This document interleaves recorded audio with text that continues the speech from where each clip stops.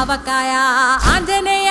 కథ మొదలెట్టినాడు చూడరయ్యా శక్తినంతా కూడగట్టి చెట్టు దులిపినాడు అంజయ్య